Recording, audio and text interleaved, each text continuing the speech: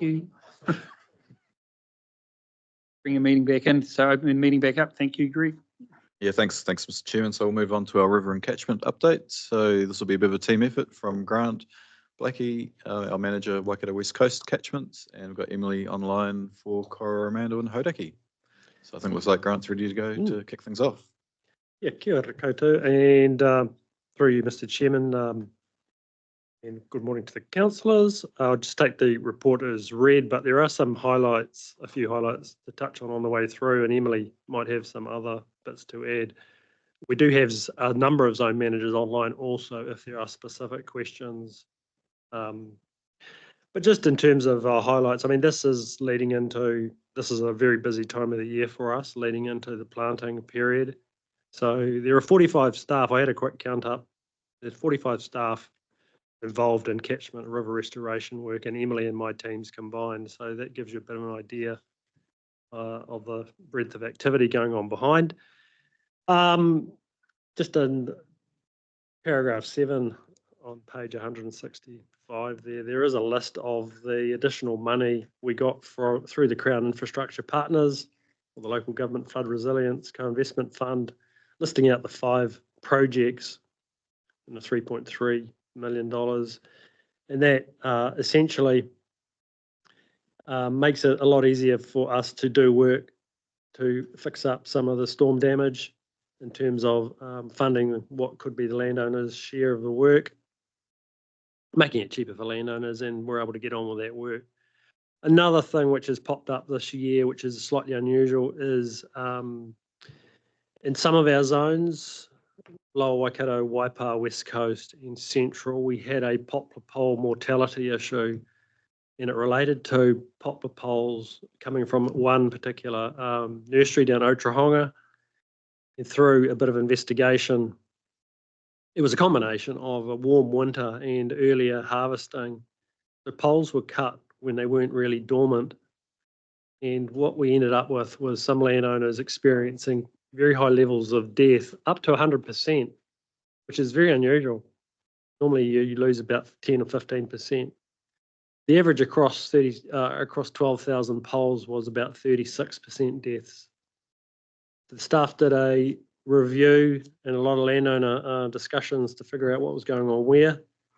Went back to experts, talked to the nursery, and sort of pinned it down in terms of the earlier harvesting.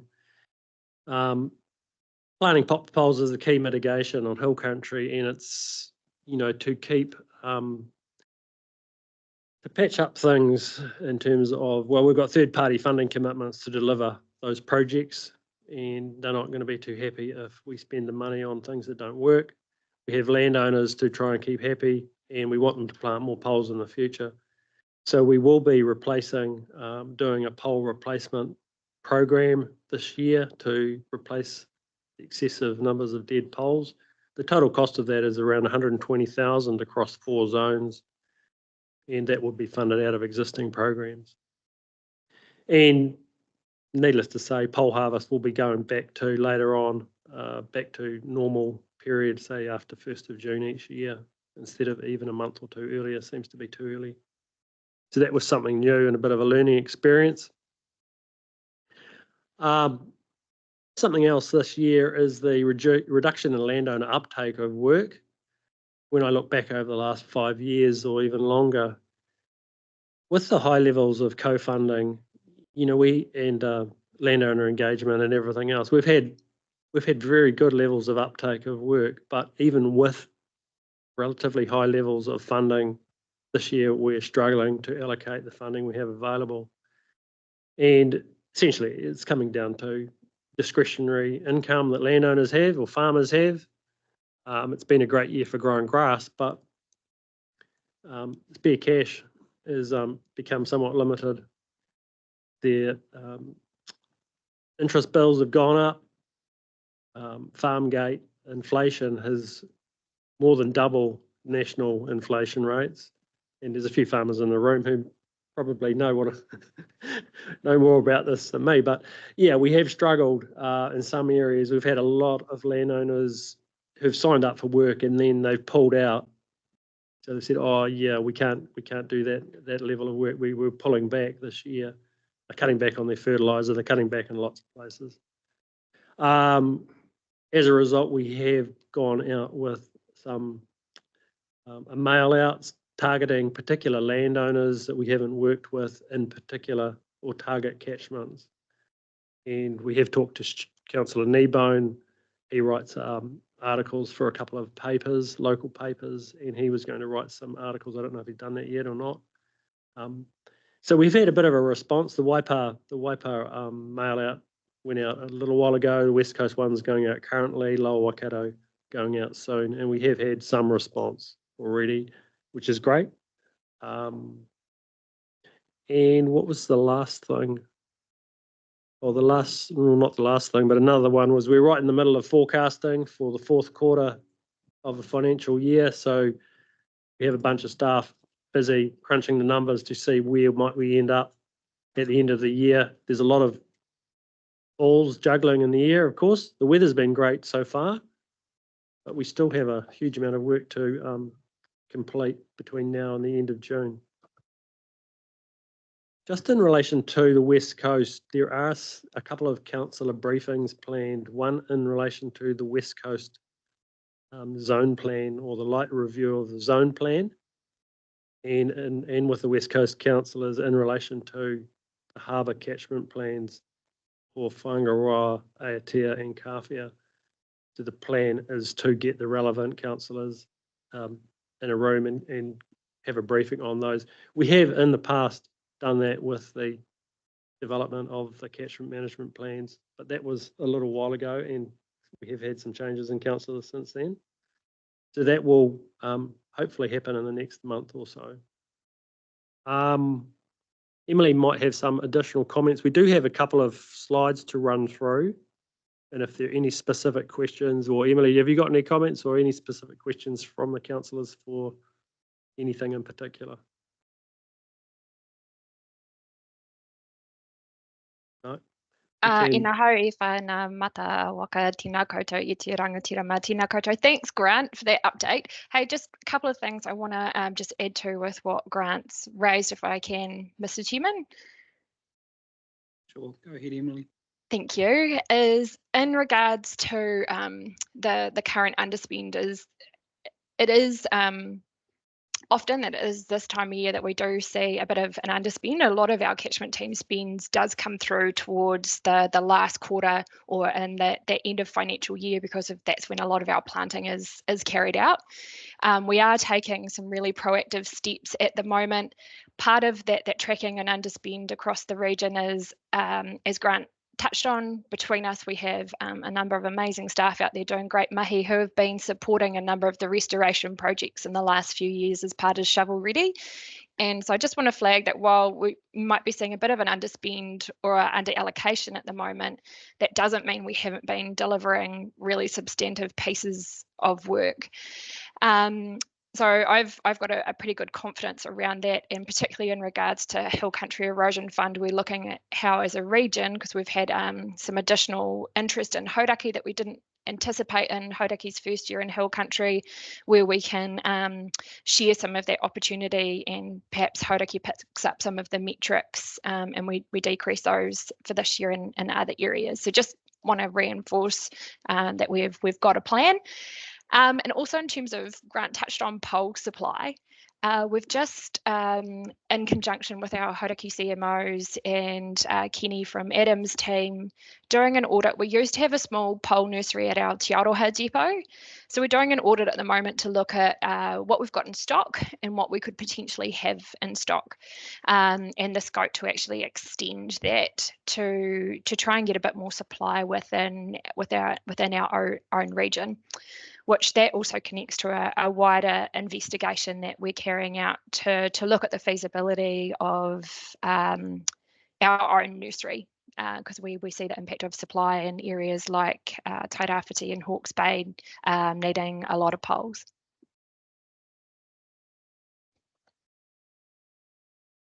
And Mr. Chairman, if there's no questions, I'm happy to go into slides. Questions, or Michael? Mike's got one. I'm happy to wait until after the presentation, after the slides. go ahead, Emily, then. Thank you. Right, thank you. If we can just click into that next slide, please. Awesome, thank you. So you may recall Coromandel had a little bit of rain last year. So not Thank you. surprising, river remediation has been a focus, and boy, are the team delivering. So since Christmas, just before Christmas, we've brought in about 1.7 million has been brought into the Coromandel zone to fast track remediation and to support the work in a way that, well, historically we've only really dreamed of. So in addition to zone contributions, our river team will deliver a program of close to 2.5 million versus a usual spend for the same period of about 800,000. So a pretty ramped up program there. So early indications are from Chloe, who's online, from the zone, is that we will not be seeking additional regional disaster reserve at this point.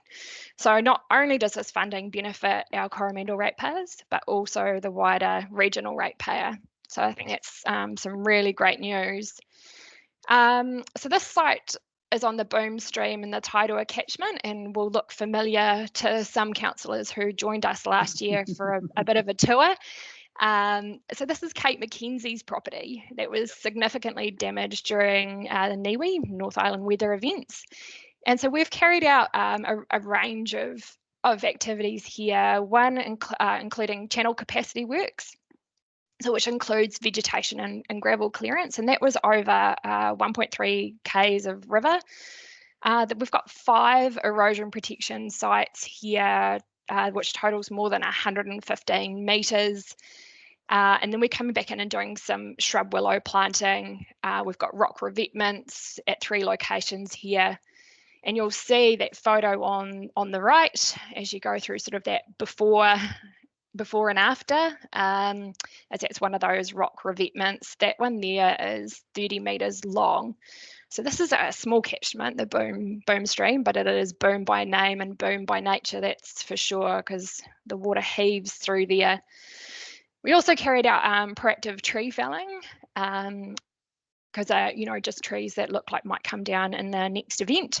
We've still got some work to complete here, including reinstating the fence. This property, they bought into the clean streams fencing, the original clean streams in the early 2000s. So those fences will be reinstated. We've got some reseeding to do through there, as well as some willow and native vegetation. So you might look at this and think, ooh, crikey, that looks a little scorched earth.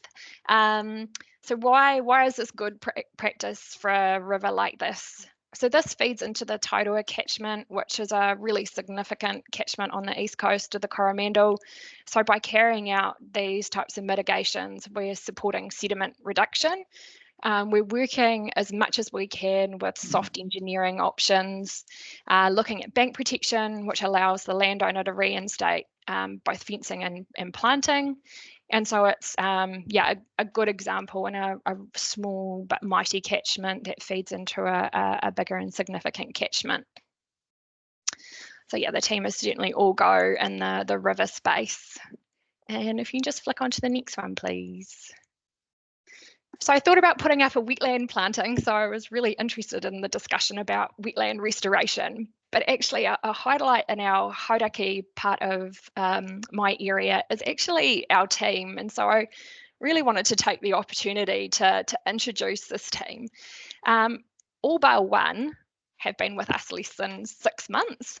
And that's our unit lead, Mike Horton, who's right in the middle there. He's been with us for 2 years, but has been pretty much totally engrossed in the delivery of Piako Green Corridor and Upper Waiumu, which are both beautiful restoration projects as part of Shovel Ready. We were joined late last year by Vanessa and Chris, and really exciting to have them join our team as they come with a background in monitoring, farm audits, agronomy and livestock breeding. So they're already really connected to our rural communities in Hauraki. And we had Hunter join us as a new grad to support the land improvement agreements and understanding what state these compartments are in, and to help us map a way forward. And in the cheeky corner there was a shared summer student we had, Connell, who joined Kenny's team and our team in Hauraki to support work this year, and we really love to be a part of that summer student program. Now, Kate Lewis, who's in that photo with the peak cap and the pale blue shirt, she was a steal, love a good steal from TCDC last year, where she'd been the senior policy advisor leading LTP and annual plan processes. Before that, she was at ECAN, supporting the delivery of environmental programs and managing a team that was spread across the Motu, so not too dissimilar to what she's doing now. So I just want to say watch this space. I'm really excited about how driven, knowledgeable and passionate this team are, and they're really setting themselves up for great things. That's it from me, and happy to take any questions in regards to Hauraki Coromandel or pass over to Grant to talk about his patch. Oh, thanks, Emily. We'll actually pass to Deb, Deb Nicol, the Upper Waikato Topol Zone Manager, to talk about a recent trip with Tarrant. And I think Councillor Downard and Councillor Cookson are in that photo somewhere. I think you're hiding at the back. Pass over to you, Deb. Thank you, Grant. Good morning, all. I'm Deborah Nicol, Zone Manager for Lake Taupo Upper Waikato. On March 22nd, and after a WRC Tarrant co-governance hui in Rotorua, we had the excellent opportunity to take councillors and members of Tarrant on a field trip through the Tarrant Rohi. The point being to highlight some of the collaborative river and catchment works we've done in Tarrant's Rohi, focusing on sediment and contaminant reduction to waterways. And this was through works that included restoration and protection of waterways, wetlands, seeps, removal of river blockages, and erosion mitigation. So we couldn't have asked for a better day. The weather was fantastic. The participants were all engaged, and we had some really remarkable sites to view that were representative of our works. We started a field trip in the Tahanatra catchment near the Horohoro Bluffs, whenua significant to Ngāti Kia Ngāti Tuara. Traveled through the beautiful Whirinaki Valley, significant whenua Tuhurangi, and then finished near the majestic steaming Pyro Ranges, significant to Ngāti Tahu Ngāti Whawa. Can you go to the next slide, please? So on the field trip, we started at the Kiaroa Marae. We had conducted some river management works there. There had been some erosion that was threatening erosion on the banks of Pokaitu stream that were threatening the infrastructure of the marae. And while we were there, we were fortunate that Marae Chairman Bill Young took us on and led us on a little tour of they have a micro hydro unit there, a unit that was installed in 2012, upgraded in 2019. It supplies some energy to the marae, and they have future aspirations of having enough batteries on site so that they can operate off grid.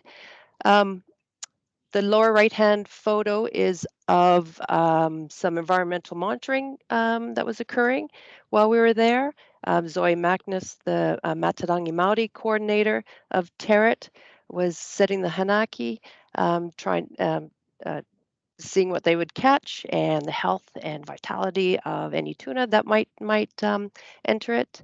As well, right next to the marae, they have a horo nursery, and nursery manager Katarina George led us on a tour of the nursery. And it's really great that there is a nursery in that catchment that we'll be able to draw upon for any of our projects that will eventuate in that area. And then we went off and we saw a few sites on farm and we were fortunate enough that landowners came and discussed their restoration projects, took us through their journey. And again, I just really want to thank the councillors who were so engaged with the landowners and also asking those really good questions about how can we get more farmers in the areas engaged, and also what are the stumbling blocks that farmers are finding to prevent them from doing works. So all in all, it was a really great day, and that's it. Thank you. Thanks, Deb. If we could just, unless there are any questions, we could go to the next slide. We'll just carry on. And I'll pass over to Paul Smith, who's the Waipa West Coast Zone Manager, to talk about a couple of things. Thanks, Paul. Thank you, Grant. Kia ora koutou committee. So Paul Smith, I've been with council a number of years, starting in the science side of it and then moving into the catchment side. Prior to taking up the zone manager role for Waipa West Coast, I was the catchment unit lead for Waipa Central. So this first slide just relates to a project Punu Rivercare have as part of a Freshwater Initiative Fund project with MFE. As part of that, in 2021, Regional Council offered some support. We'll do some river management work, some habitat enhancement work with Punu Rivercare within the Punu catchment. Interns, but these particular slides or these photos relate to some fish and ecological training days that are held each year, or so, 1 day per year. This one happened in February, so one of our science team headed out with some Punu Rivercare reps, put out 6 nets and some minnow traps along 150 metre reach of the Mangatutu, which is just sort of southeast of Kiki. And then the following day, the whole Punu Rivercare team came down and with support from council and brought in those nets. Josh Smith in the top right photo gave a bit of an overview as to why we do this, the importance of it, the significance of what we may find, and then got the teams in there collecting the fish, identifying the species, and taking the measurements and recording the data. Very much a hands-on day, and the teams absolutely love it. And at the end of it, everything was safely released back into the awa again. It also gave a chance for Josh to go through an electric fishing demonstration, which tends to capture a bit more diversity than just the large nets. And then Michael went through the ecological monitoring. And for that particular site, there's a massive array of macroinvertebrates on site. And so we took the opportunity to talk about the difference and the significance between the longfin tuna and shortfin tuna. We also took the opportunity to talk about those potential biodiversity risks and that golden clam and just the importance of ensuring that everything is clean and dry between sites, and the work we go through and what we would encourage them to go through between any sites where they're working with water. The photo of the fish, that's an inanga, one of the most common whitebait species, but from Josh's perspective, it was the first time it had ever been found so far up in the catchment.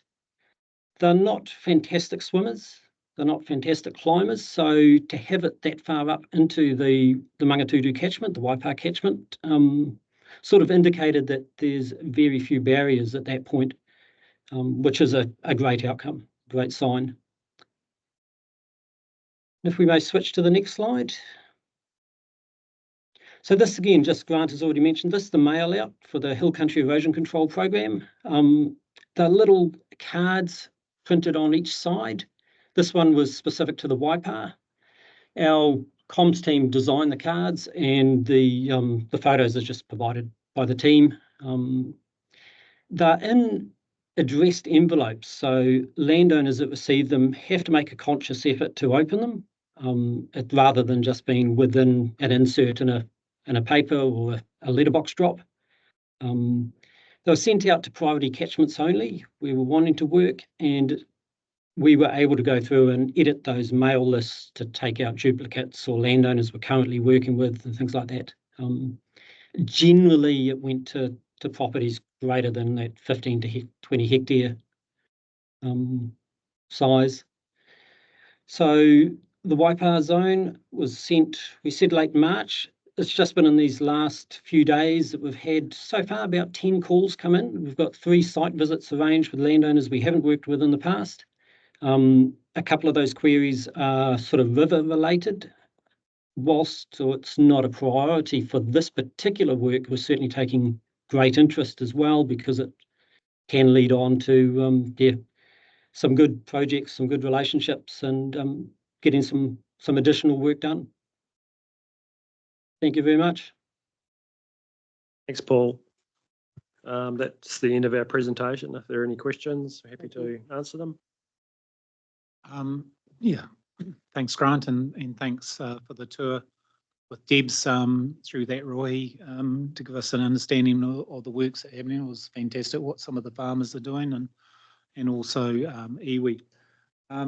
I'm just coming back to the report, and one of my concerns is page 175 and number 75, that through the long-term plan that the 45% contribution to the Lake Taupo erosion foreshores is dropping from 350 to 84. Is that the last long-term plan, or is this in the new one? Because I slept with the long-term plan long enough and I don't know how I missed it. Yeah. So the lakeshore protection work, the basis for looking at future funding relies on a review of the current lakeshore plan. I can't remember what it's called. It'll be written down somewhere. And so we've started conversations with Taupo District Council about the Lake Taupo foreshore erosion project. There you go. So yeah, that will be the basis for looking to the next LTP in terms of future funding.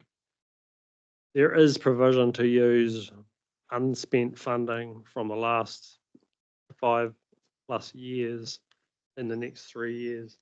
So there is money available to spend more than 84K per year. But in terms of putting a new funding regime in place, what that might be is a piece of work to be done between now and the next LTP. I suppose that leads on to my question, is that one of the biggest concerns or the most emails and phone calls I get from the ratepayers down the southern end of the catchment is that there's no work being done on Karakia foreshore, and that being highlighted with the weather events that we've had over the last 2 years. And the thing that confuses or really kind of I don't understand is one, that Taupo District Council isn't using its full amount that's allocated, the 45% plus what it's allocated to actually be proactive and have a work scheme in place. As far as I know, from 2007, when I was on council down there, to 2023, there's actually no structural plan on actually what to be done, and money's always underspent. And I kind of want to know why. And then we're dropping from 350 down to 84. I'd like to see the entities, whether it's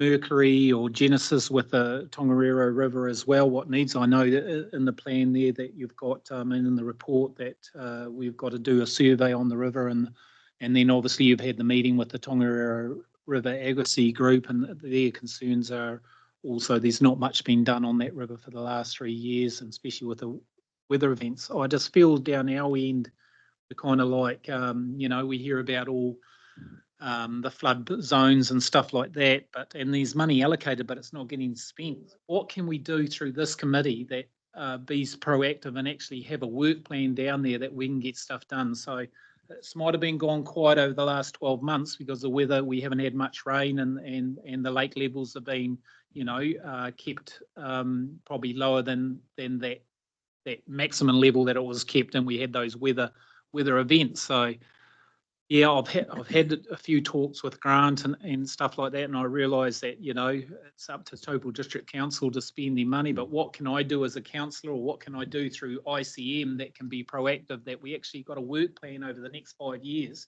to be proactive and stop that erosion going? Because even the last lot of erosion, it went right up to their sewer pipe, and the last thing I want is sewer going into that lake. And I always get back the argument that, there's iwi to, consultation with the iwi and stuff like that. That's always going to be the case. And as far as I'm concerned, a lot of the settlements have been settled down that end. And if it means that TDC, WRC and iwi and the power generations need to sit down at the table and do a work plan, and let's get it done, because money's been allocated and then suddenly we're dropping, it hasn't been spent and then it's getting dropped from 350 to 84. Just a couple of things to say in response. So just to be clear, the foreshore erosion project is managed by Taupo District Council and only on land owned by Taupo District Council. And the regional council funds 45% of their program up to certain levels. The last couple of years, they have spent their full allocation. There was a bit of a hiatus before that, but then there has been quite a lot of rock work done around Taupo Township itself. And they are looking at they have various studies underway looking at other areas that they plan to work on. So it is a program managed by Taupo District Council, and we part fund it, but it's only on their land. It's not around the rest of the lake. Some of the erosion issues, in the last couple of years have related to high lake levels. It always relates to high lake levels in certain wind directions, heading into certain bays. But yeah, it is a piece of work that needs a review, and that process has been started, but not completed by any stretch. Yeah, Grant, I appreciate what you say, but we're talking about one specific area, and that is Taupo District Council's land, Karakia Reserve, and it's been ongoing, as I said, since 2007. Whether they spent the allocation for the last 2 years, as far as I know, there's other years that they haven't. And there's really nothing that, out of all the entities that have been involved, the advocating groups, whether it's me since I've been a year and a half in WRC, there's actually nothing concrete put in place as a plan and action to actually address this problem that's been going on for years. Are we going to wait for another storm that's going to happen that, the lake level's at the maximum, and then a storm comes in and creates more havoc down there? It's not specifically our responsibility to control erosion on district council land. Appreciate that, Grant, but we give money to them as a collaboration. 45% is a huge amount of money that we give to them. So we should have input into say what's happening, what is your project plan? We don't just give money to someone and then what's happening with it? Oh, we're not doing anything because it's not in our budget this year. I don't know the reasons why Taupo District Council, I haven't been in those conversations, but I believe that we need to start somewhere and get something done.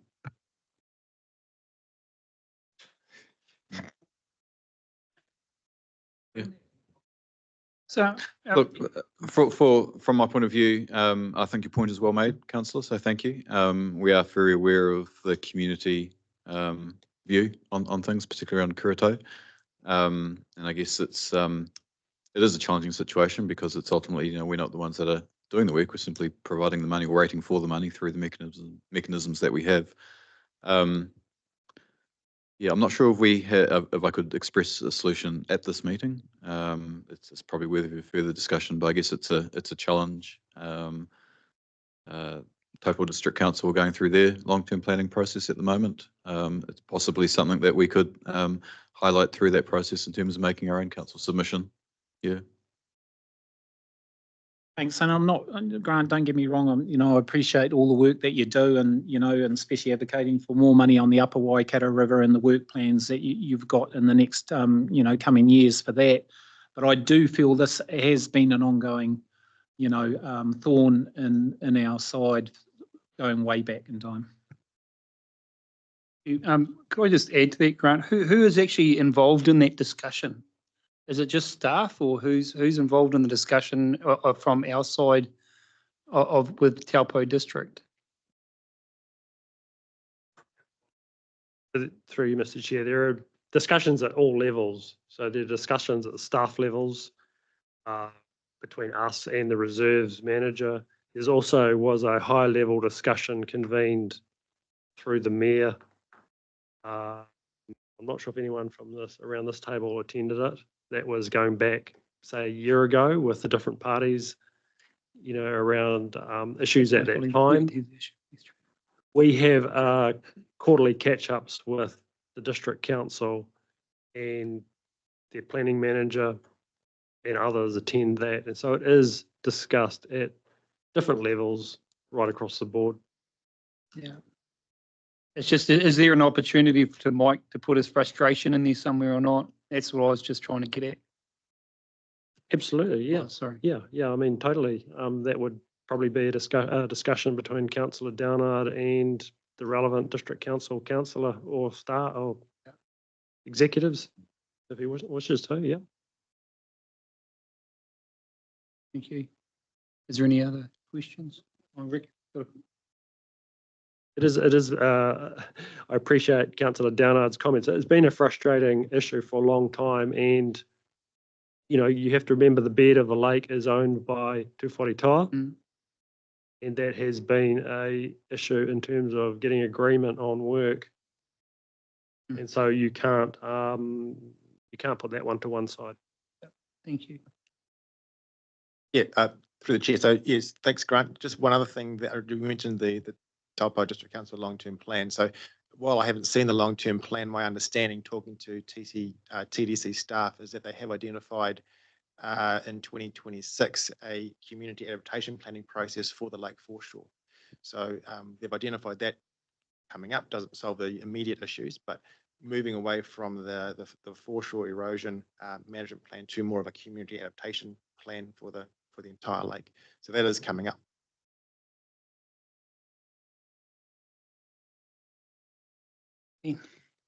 Yeah, just Grant, in terms of the comms team doing this targeted mail out to landowners, it's in priority catchments. Do they include the Waihau, Piako and Lower Waikato zones? We haven't at this point, but Emily might have plans for over that side of the region. I'm not too sure. Thanks, Grant. Thank you, Councillor Dunbar-Smith. Yes, we do indeed. The team are just finalising the mail list for the Waihau and Piako areas, and so they tie in with our zone priorities, because we have a commitment to work in 80% of our work is in priority catchments, and also focusing on our Hill Country Erosion Fund commitments. It's fine. So could I just suggest again that we might want to email that targeted mail out to the members of the Waikato subcommittee and the Hauraki subcommittee, again, because they can forward on emails and you'll pick up a whole lot of their influences in the region. So a nice, easy way of get to them. So that's great. Yep, we'll take that on board and be keen to do that. Thank you. Thank you. Questions? I'm just going to add something in that I just like to take on that, just like to say that the work that you've still completed after last year's horrible weather events to all the catchments has been amazing. That you're the resilience and still keeping out there and getting the mahi done, especially the ones that myself and Noel and Warren saw up the Coromandel, and how you've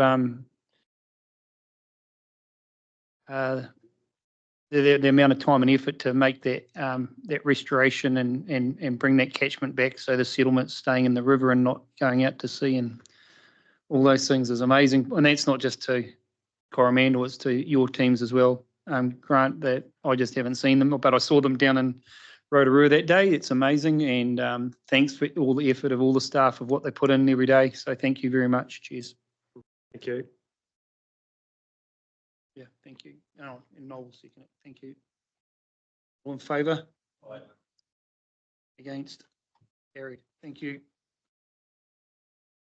All right, so last paper for the day. So welcome Rick Lifting, our team leader, Regional Resilience, to the table. So a bit of a summary of our regional resilient development and emergency management activity. And I note that, yes, actually we are under some warnings at the moment. So I don't know, Rick, if you have the latest and greatest, you may like to give the community some snapshots of where we're sitting with the next couple of days ahead, if you've had a chance to get your head around that. Thank you, Kia ora koutou. So yeah, so the Coromandel again. Sorry, Em. We do have a heavy rain watch for the Coromandel Peninsula, and in combination with the convective system, there's also a thunderstorm outlook as well. To compound those situations with the king tide, or the very high spring tides we have, and the northerly winds, we're looking for the Southern Firth of Thames to have a little bit of wave overtopping along some of the lower lying areas, which did occur on the Thames coast at the high tide this morning and is likely to continue for the subsequent 2 high tides as well. So also the Wharikawa coast, so Kaiawa and Miranda as well. So not as bad as 2018, but it's still something that we need to inform our communities about, because there will be some minor impacts on that one. So, but good news is that it's looking to go through fairly quickly. But as with all of these events, there is always a certain amount of uncertainty. So we prepare and we manage that uncertainty by being proactive and letting people know the potential of what may occur. So I don't have any slides, and I will take the report as read, but I just did want to highlight some of the work that we have been undertaking, particularly the work that's gone into increasing staff training in emergency management. So we've significantly increased the amount of staff that are more aware around how we undertake emergency management within the Waikato Regional Council, that can also assist with civil defence responses as well. So there's been a great uptake from staff on that. As part of that, also undertaking exercises. So our emergency management office ran an all-day exercise for our regional transport connections directorate. That was a whole directorate, and that was very, very well received. And that was a blind exercise. So staff turned up in the morning, had no idea anything was going to occur, and straight into an exercise, and went very, very well. And even for those who hadn't been trained in emergency response, they all came together very, very well, which is very encouraging for our staff and for our organisation to quickly be agile and move into that type of situation. Some of the community adaptation planning work that we've been involved with quite extensively over the last few years are coming to some key milestones. So we've had the completion of the Wharikawa Coast 2120 Community Adaptation Plan, which was led by Hauraki District, but with quite strong links in with regional council staff. And then we're now getting into the implementation phase of that implementation plan, and also implementation phase for the Thames Coromandel District Council shoreline management plan work as well. And now we're starting to head into the next adaptation plan for the Hauraki Plains, again by Hauraki District Council as well.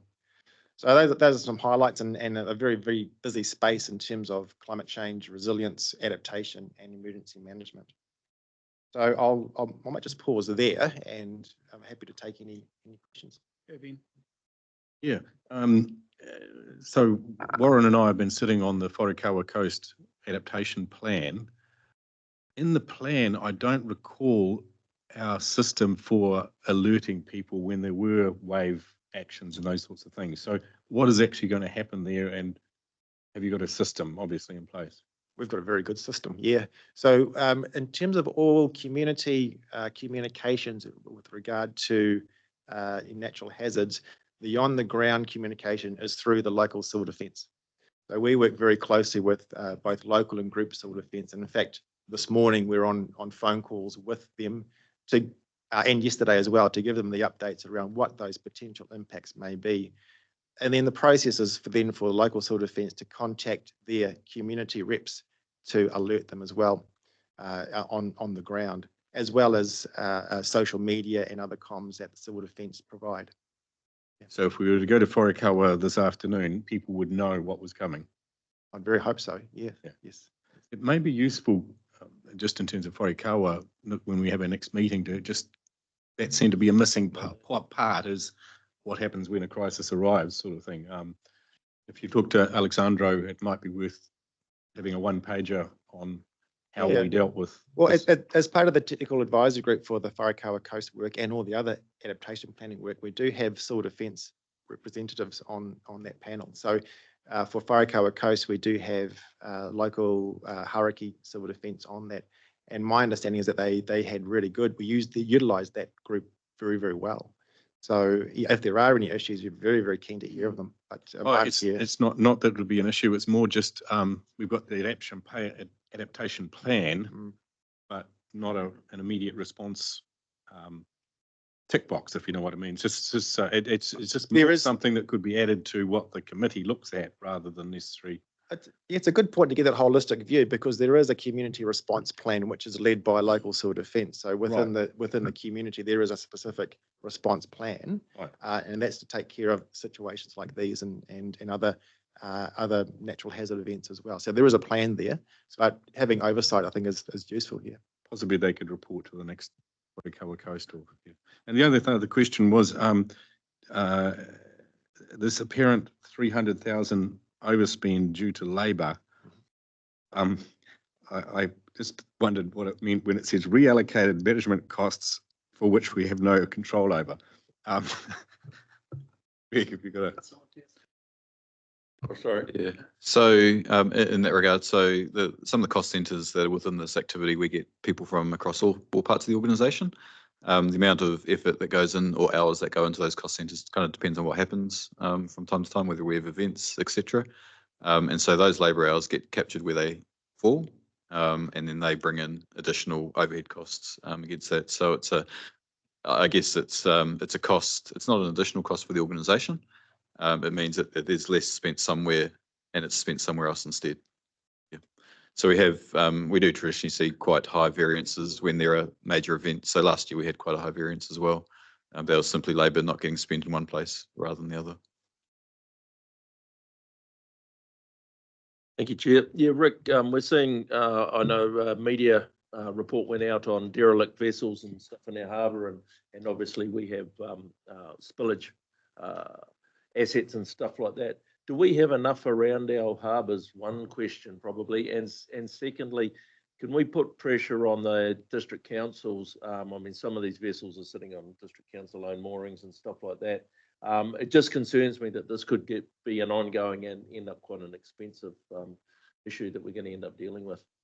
Yeah, 2 points there. So our maritime safety team are the ones who deal with that from a navigation service.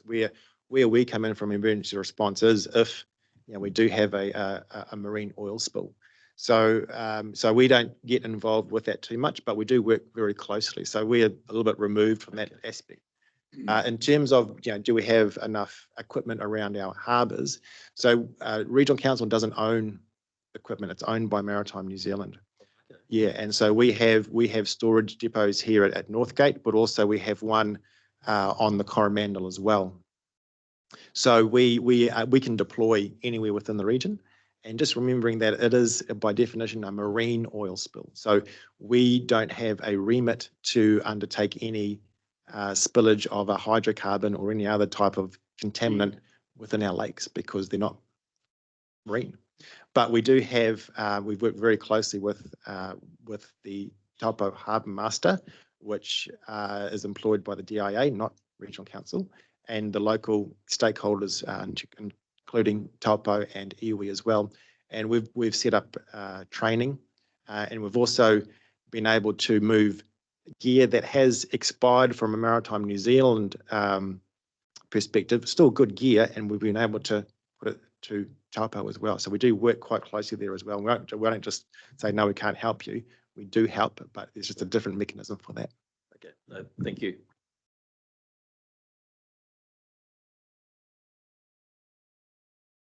And on Ben's concern, I think after the incidents around New Zealand with Karakia Island, with Christchurch, with Cyclone Gabriel and the likes, our communities are pretty aware where they live and what's around them these days. And whilst we as councils and local authority and central government do a lot of planning on that, a lot of it comes back on the individuals to make sure that they're safe and they've got the ability to look after themselves and the like. So I understand where you're coming from, Ben. Yeah, it's a balance. Just to reply to that, it's like the adaptation process, which we're going to be doing on Taupo and everywhere else, actually it's a very good process. It sets out where we're going to do stuff, etc. But the part that might be missing is what we do in emergency. It's a simple thing. It's an add-on to documentation. That's all. Just one comment on that as well. It's a very good point, because when we're talking about our communities and we talk about infrastructure, flood infrastructure, we talk about information, we talk about responding. there is a number of different components that add up to community resilience and how a community responds. Also in terms of our planning regulations as well. So there's not one, it's a whole suite of options and responses, and every community is going to be a little bit different. So it's a very good point, and we need to take a holistic approach to how we manage risk across the region and also for specific communities, and everyone's going to be a little bit different. One question, Rick, is how far away is Matamata of most probably joining Karakia, and because there's some real links there that need to be resolved between the two if they're not going to do them at similar times. To is that on the it never actually came up yesterday that much, but they did bring up in Matamata yesterday that there isn't a good enough understanding of flood protection and the resilience of the Karakia Plains and Matamata as a combined together in a councillors. That's the right word, Greg. Understanding of how the scheme and the importance of it that was brought up yesterday, but when we're not, they say that, but then we're not linking the two together right now. There's a real issue. And understand, and it would be ideal that we could manage the whole of the Karakia Plains without worrying about political boundaries. Yeah. So so what we're doing from at a regional council level is, because we're providing much of the information, or assisting with the information for the Karakia Plains adaptation plan, is that the work that we're doing isn't just for the localized Karakia district area. We're looking at the whole plains. So if we're doing work to inform the Karakia district adaptation plan, we take our all of system approach. So we include the Matamata areas as well. As an example, we are underway at the moment to model the whole of the Karakia Plains for flood as well. Very high level model, but that will include Matamata areas as well. So from a technical perspective and information that can be used to inform the community, we're getting that information for Matamata as well. Yeah, just as a councillor that's going to sit on that Karakia habitation plan, it'd be just good if we had Matamata sitting in there as well, that we aren't going through the whole process all over again, is what I'm trying to get at. But yeah, it is what it is. Thank you.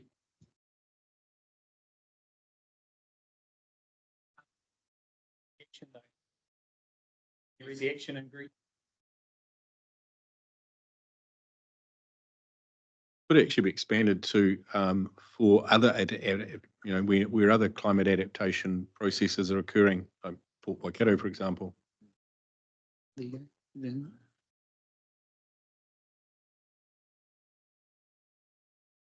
we use climate resilience. Yeah. Okay. Cool. Everybody happy with that? Yeah. Well, it's Oh, it's a comma after Wharikawa, because it's obviously the Wharikawa meeting and other climate and relevant reports to other climate adaptation processes.